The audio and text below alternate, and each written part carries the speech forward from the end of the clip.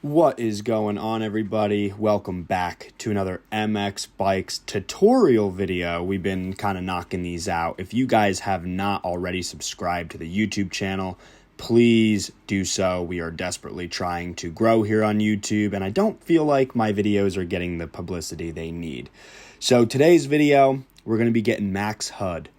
So you're going to go right on to MXB mods, and if you followed along through the rest of the tutorials, this should be pretty easy for you. So you're going to go to the drop-down menu, Other, to Plugins, and then the Max HUD's pretty much the number one downloaded item. If you guys are not familiar, Max HUD's going to give you all of the screens and info and stuff like that the game kind of lacks without the mod. So it'll give you a little bit more insight on where you're at in the race and all that good stuff that the normal help menu does not. So you're going to click download over there in the top right, let it download, and once completed, we are going to spin you back. Shout out to the Discord. If you guys aren't in the Discord, make sure you get in there. So we're going to take the WinRAR file. So make sure you guys have WinRAR if you haven't watched the rest of my tutorials. Start from my very first one on the playlist and work your way down. It'll be a full guide walkthrough on how to do all of this stuff in MX Bikes. So you're going to open it up, ignore that. It always comes up. You're going to pop open the two folders that are going to be in there. So obviously we have the full Max HUD folder and then another WinRAR. So we're going to pull the WinRAR out onto your desktop. This is the way I do it. I just like to stay organized. And yeah, so inside this folder is going to be all the individual files. So right here is the Max HUD basically data. So you're going to have this data folder that's going to house all of the basically instrument clusters and stuff like that in the game. You're going to leave that one alone. You're going to go ahead and open your Steam now. Okay, you're going to go over to the gear and then manage. Then browse the local files. And inside here, you're going to have a plugins folder. Okay, click into that. And as you could tell, I already have it installed. So this is what it should look like, but I'm going to walk you through how to have your plugins folder look like this.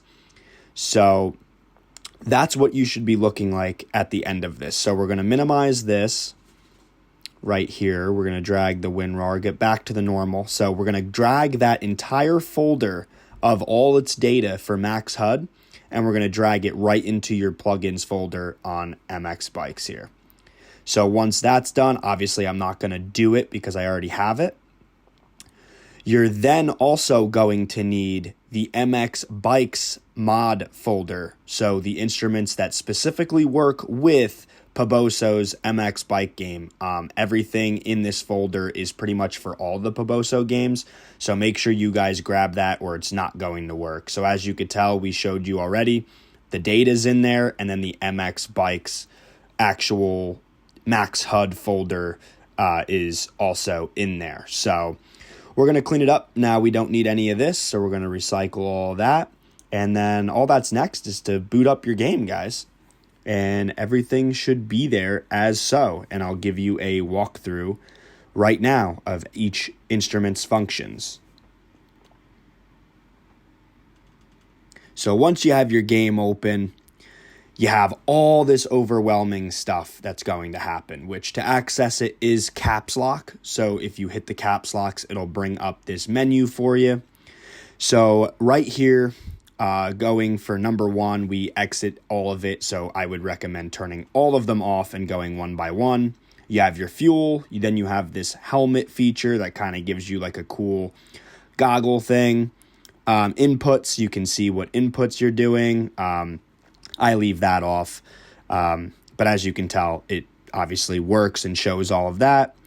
We have joypad, shows you what you're doing on the analog sticks and stuff like that.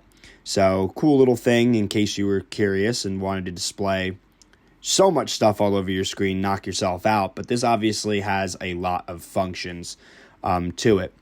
Next is the lean. If you turn that on, it'll show you what degree you're actually leaning. Pretty cool. Of course, I'm not going to run that.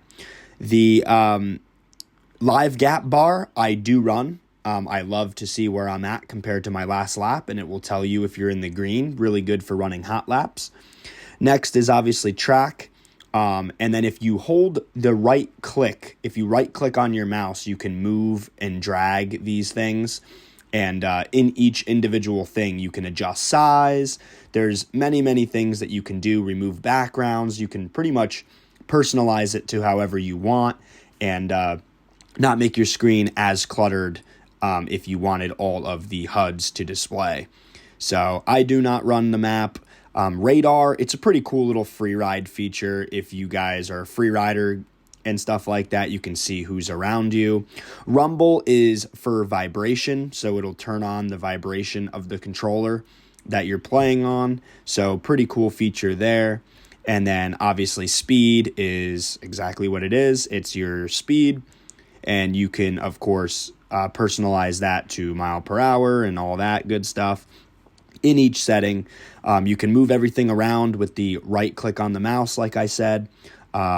With the standings, shows you exactly where you're at. I always run that. Suspension, if you're testing it, pretty cool. You could see your suspension actively working, see the levelness of the bike and all that. Of course, I do not run that.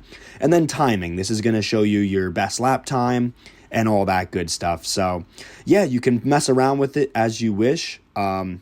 Of course, if your screen was this loaded up, it would be pretty overwhelming, and that's probably what's going to be on your screen when you boot up the game. So caps lock turns the max HUD editorial basically on and off, and then you can select which ones you want, right click to move them around, resize, all that good stuff, and then you guys are going to know what's going on in your race. So you guys can personalize it how you want.